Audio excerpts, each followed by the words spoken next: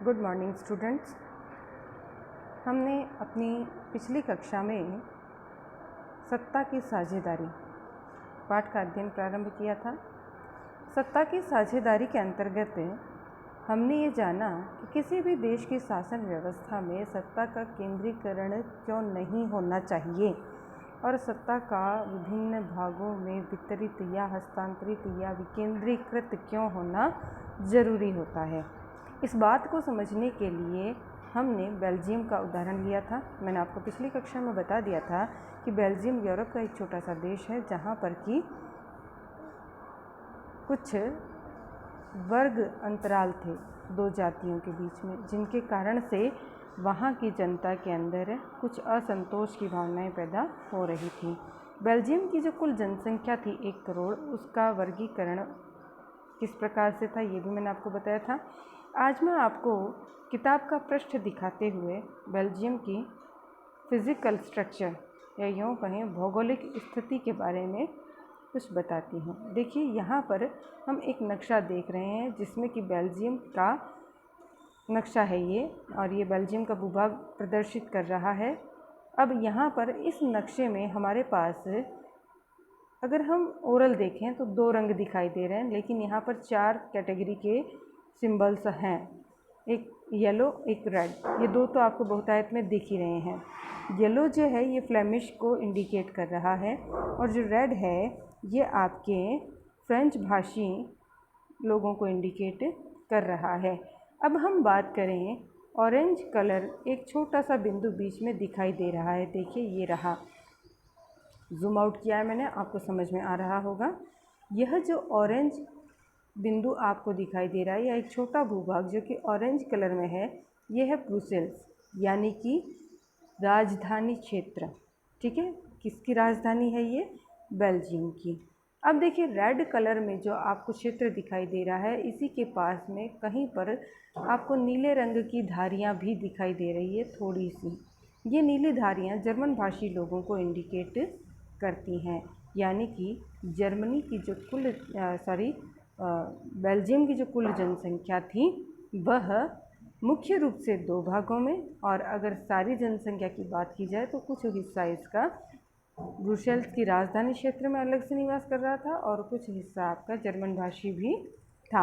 अब बात की जाए कि जर्मनी के बाद में हमने एक और अन्य देश के बारे में पढ़ने की बात की थी कि ये उदाहरण हमने जो जर्मनी का बेल्जियम का देखा, उसके बाद हमारे पास नेक्स्ट उदाहरण जो आ रहा था वह था श्रीलंका का। तो श्रीलंका की जहाँ तक हम बात करते हैं, उससे पहले एक बार मैं आपको बता दूं कि बेल्जियम के अंदर भी बहुत सारे लोग थे जो कि अलग अलग भूभागों में अलग अलग निवास करते थे, जिनके अंदर क्षेत्रीय और अन्य स्तरों पर विभिन्न भिन्नताएं थी।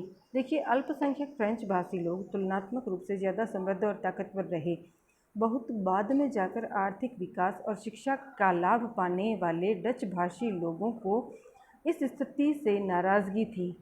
इसके चलते 1950 से 1960 का दशक जो था, ये फ्रेंच और डच बोलने वाले समूहों के बीच तनाव बढ़ने लगा था। इन दोनों समुदायों के टकराव का सबसे तीखा रूप ब्रुसेल्स में दिखा। ब्रुसेल्स राजधानी क्षेत्र है बेल्जियम का, ध्यान में है ना। 80% जनसंख्या तो आपकी थी ये जर्मन भाषी और बाकी की थी डच भाषी, जर्मन नहीं, फ्रेंच भाषी और डच भाषी। जर्मन भाषी तो जनसंख्या बहुत ही रेयरली थोड़े से लोगों की थी। तो आगे हम बात करें तो इन दोनों समुदायों में टकराव की स्थिति का जो सबसे तीखा रूप देखने को मिला, ये ब्रुसेल्स में मिला था। यह एक विशेष तरह की समस्या थी। डच बोलने वाले लोग जनसंख्या के हिसाब से अपेक्षाकृत ज़्यादा थे, लेकिन धन और समृद्धि के मामले में कमज़ोर और अल्पमत थे। आइए अब इस स्थिति की तुलना एक और देश से करें। यहाँ पर हमने अपनी पिछली कक्षा ख़त्म की थी। श्रीलंका एक द्वीपीय देश है। आप सभी जानते हैं, भारत के नीचे की साइड में एक छोटा सा द्वीप की तरह दिखाई देता है श्रीलंका, है ना, जो कि राम सेतु से भारत से जुड़ा हुआ है और भारत के दक्षिणी भाग में दिखाई देता है ये।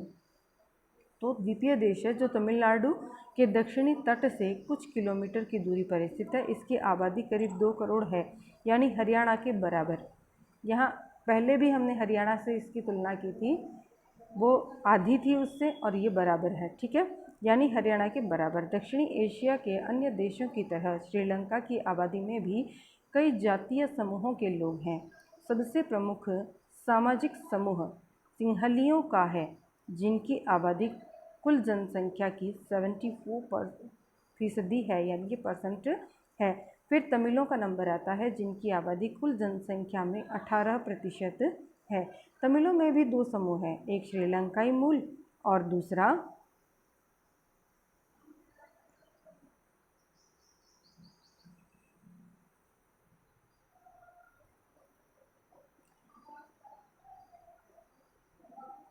तमिल, यानी कि 13%। और हिंदुस्तानी तमिल जो औपनिवेशिक शासन काल में बागानों में काम करने के लिए भारत से लाए गए लोगों की संतान हैं। मौजूदा श्रीलंका के नक्शे पर गौर करें तो पाएंगे कि तमिल मुख्य रूप से उत्तर और पूर्वी प्रांतों में आबाद है। तमिल मुख्य रूप से उत्तर और पूर्वी प्रांतों में आबाद है। ये देखिए, यहाँ पर आपको नीचे श्रीलंका का मैप दिखाई दे रहा है, आप सभी देख पा रही हैं। यहाँ पर भी हमें अलग अलग रंगों के कुछ धब्बे से दिखाई देते हैं। हम गौर करें तो देखिए, सिंहली श्रीलंकाई तमिल येलो कलर में, फिर भारतवंशी तमिल डार्क कलर में, और मुसलमान, ये जो बहुत डार्क कलर का धब्बा दिखाई दे रहा है ना, ये वाला, ये मुस्लिम है। यानी कि हमारे पास 3 कैटेगरी, जो ये ब्राउन कलर है ना, सॉरी, ये मुसलमानों का है, भारतवंशी तमिल ये डार्क का है, और श्रीलंकाई तमिल येलो कलर का है। सिंहली जो है ये आपका ऑरेंज कलर होगा। तो इस तरह से हम ये देख सकते हैं कि श्रीलंका का जो हमें मानचित्र दिखाई दे रहा है, इसमें भी अलग अलग रंगों के माध्यम से अलग अलग जातियों को दर्शाने का प्रयास किया गया है। अप्रॉक्स हम अनुमान लगा सकते हैं कि इन क्षेत्रों में इस जाति या इस समूह के लोग अधिक मात्रा में निवास करते होंगे। अब आगे बढ़ें तो मौजूदा श्रीलंका के नक्शे पर गौर करें तो पाएंगे कि तमिल मुख्य रूप से उत्तर और उत्तर पूर्वी प्रांतों में आबाद हैं। अधिकतर सिंहल भाषी लोग बौद्ध हैं, जबकि तमिल भाषी लोगों में कुछ हिंदू हैं और कुछ मुसलमान। श्रीलंका की आबादी में ईसाई लोगों का हिस्सा 7% है और वे सिंहली और तमिल दोनों भाषाएं बोलते हैं। अब ज़रा सोचिए कि ऐसी स्थिति में क्या हो सकता था। बेल्जियम में डच भाषी लोग अपनी बड़ी संख्या के बल पर फ्रेंच भाषी और जर्मन भाषी लोगों पर अपनी इच्छाएं थोप सकते थे। इससे उनके बीच की लड़ाई और बढ़ जाती। संभव था इससे देश बंट जाता और ब्रुसेल्स पर दोनों पक्ष अपना अपना दावा ठोकते। श्रीलंका में सिंहली आबादी का बहुमत और ज़्यादा था और वे लोग मुल्क में अपनी मनमानी चला सकते थे। आइए अब हम यह देखें कि असल में दोनों देशों में क्या हुआ। अब देखते हैं पहले श्रीलंका का, ठीक है।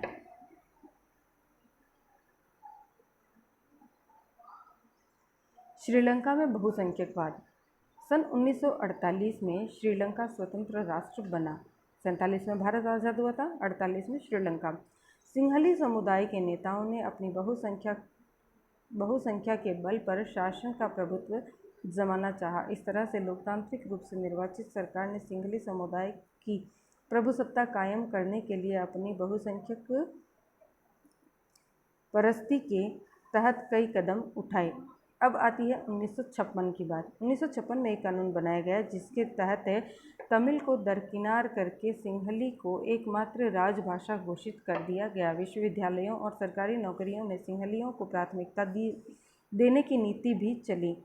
नए संविधान में यह प्रावधान किया गया कि सरकार बौद्ध मत को संरक्षण और बढ़ावा देगी।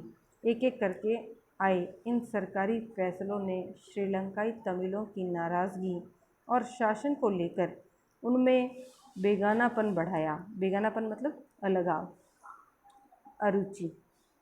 उन्हें लगा कि बौद्ध धर्मावलंबी सिंहलियों के नेतृत्व वाली सारी राजनीतिक पार्टियां उनकी भाषा और संस्कृति को लेकर असंवेदनशील है। उन्हें लगा कि संविधान और सरकार की नीतियां उन्हें समान राजनीतिक अधिकारों से वंचित कर रही हैं।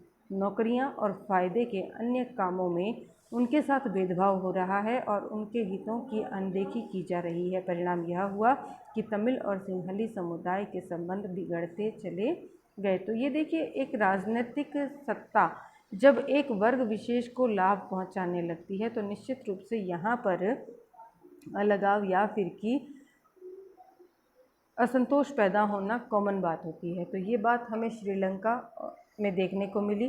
श्रीलंका में जो बहुसंख्यक वर्ग था उसने सत्ता में अपनी मनमानी नीति लागू करना प्रारंभ कर दिया। अपने क्षेत्र, अपने समुदाय, अपने धर्म, अपनी भाषा को संरक्षण देना प्रारंभ कर दिया, जबकि राजनीति में यह करना कहीं ना कहीं दूसरे वर्ग को असंतुष्ट कर देता है। तो इस वजह से वहाँ पर असंतोष बढ़ना स्वाभाविक बात थी। आगे बात करें तो श्रीलंकाई तमिलों ने अपनी राजनीतिक पार्टियां बनाई और तमिल को राजभाषा बनाने, क्षेत्रीय स्वायत्तता हासिल करने तथा शिक्षा और बेरोजगारी में समान अवसरों की मांग को लेकर संघर्ष किया। लेकिन तमिलों की आबादी वाले इलाकों की स्वायत्तता की इनकी मांगों को लगातार नकारा गया। 1980 के दशक तक उत्तर पूर्वी श्रीलंका में स्वतंत्र तमिल इलम यानी कि सरकार बनाने की मांग को लेकर अनेक राजनीतिक संगठन बने। श्रीलंका में दो समुदायों के बीच पारस्परिक अविश्वास ने बड़े टकराव का रूप ले लिया। यह टकराव गृह युद्ध में परिणत हुआ। परिणाम स्वरूप दोनों पक्षों के हजारों लोग मारे जा चुके हैं। अनेक परिवार अपने मुल्क से भागकर शरणार्थी बन गए हैं। इससे भी कई गुना ज़्यादा लोगों की रोजी रोटी चौपट हो गई है। आपने पढ़ा है 10वीं कक्षा के अर्थशास्त्र की पाठ्यपुस्तक के पहले अध्याय में कि हमारे क्षेत्र के देशों में आर्थिक विकास, शिक्षा और स्वास्थ्य के मामले में श्रीलंका का रिकॉर्ड सबसे अच्छा है, पर वहाँ की गृह युद्ध से मुल्क के सामाजिक, सांस्कृतिक और आर्थिक जीवन में काफ़ी परेशानियाँ पैदा हुई है। 2009 में इस गृह युद्ध का अंत हुआ था। तो आज हमने बेल्जियम के बाद श्रीलंका के बारे में पढ़ा। तो आप सभी ने ध्यान दिया होगा कि श्रीलंका में एक जाति, एक समूह का वर्चस्व अधिक रहा। बाकी जातियां जो थी उनका दमन करने का प्रयास किया गया, जिसके परिणाम स्वरूप संघर्ष ने फिर गृह युद्ध की स्थिति धारण कर ली। काफ़ी विकास करने के बाद भी आज वह उतना अधिक अच्छा राष्ट्र नहीं बन पाया जितना कि बन जाना चाहिए था। कारण रहा आपसी संघर्ष और गृह युद्ध की स्थिति। अब सेम कंडीशन हमने बेल्जियम में भी पढ़ी है। बेल्जियम में क्या हुआ था कि हमारे बेल्जियम के अंदर दो जातियां, एक फ्रेंच भाषी और एक डच भाषी, दो मुख्य रूप से दिखाई देती हैं।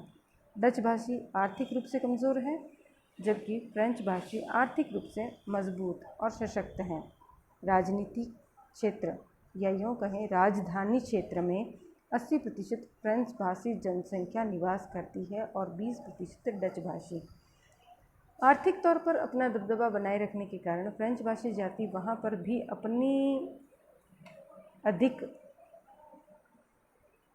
विरासत प्राप्त कर सकती थी, लेकिन वहाँ पर स्थितियाँ अलग रही। अब आगे देखते हैं अपन बेल्जियम की समझदारी। बेल्जियम के नेताओं ने श्रीलंका से अलग रास्ता अपनाने का फैसला किया। उन्होंने क्षेत्रीय अंतरों और सांस्कृतिक विविधता को स्वीकार किया। 1970 से 1993 के बीच उन्होंने अपने संविधान के 4 संशोधन सिर्फ इस बात के लिए किए कि देश में रहने वाले किसी भी आदमी को बेगानेपन का एहसास ना हो और सभी मिलजुल कर रह सकें। उन्होंने इसके लिए जो व्यवस्था की वह बहुत ही कल्पनाशील है तथा कई और देश ऐसा नहीं कर पाया। बेल्जियम के मॉडल, विशेष जानकारियों के लिए ये हम बाद में देखेंगे। अब देखिए इसके मॉडल की कुछ खास बातें हम ध्यान दें कि इन्होंने क्या क्या परिवर्तन किए। तो संविधान में इस बात को स्पष्ट प्रावधान है कि केंद्र सरकार में डच और फ्रेंच भाषी मंत्रियों की संख्या समान रहेगी। कुछ विशेष कानून तभी बन सकते हैं जब दोनों भाषाओं को जानने वाले लोग समूह के सांसदों का बहुमत उनके पक्ष में हो।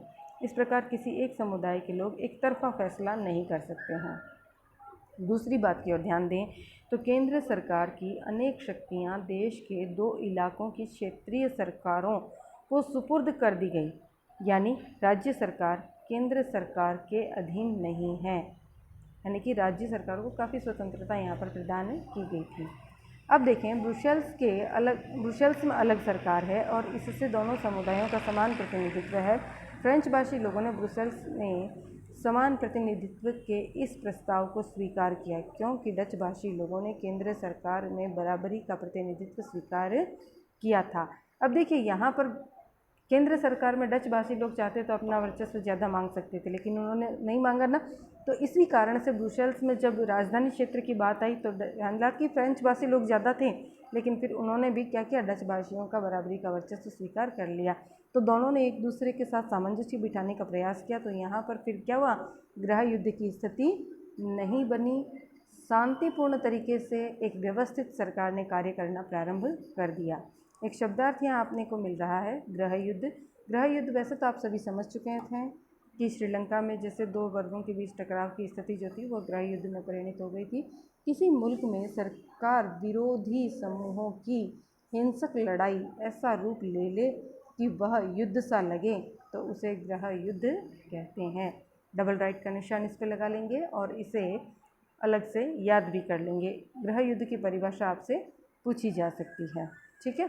तो आज हमने श्रीलंका और बेल्जियम दोनों की सामाजिक आर्थिक स्थितियों के बारे में, जनसंख्या के अलग अलग वितरण के बारे में पढ़ा।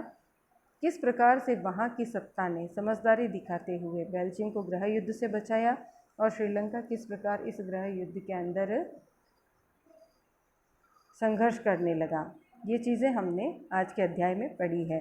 आज आप इतने अध्याय को पुनः अपने नोटबुक में नोट्स बना करके लिख लें। कोई दिक्कत आती है तो आप अपने वीडियो के नीचे कमेंट करके पूछ सकते हैं, या फिर जब आपकी लाइव कक्षा चल रही हो उस समय भी आप एक्स्ट्रा 5-10 मिनट का टाइम मांग करके अपनी समस्याओं के समाधान के लिए वार्तालाप कर सकते हैं। धन्यवाद। आज की क्लास के लिए इतना ही।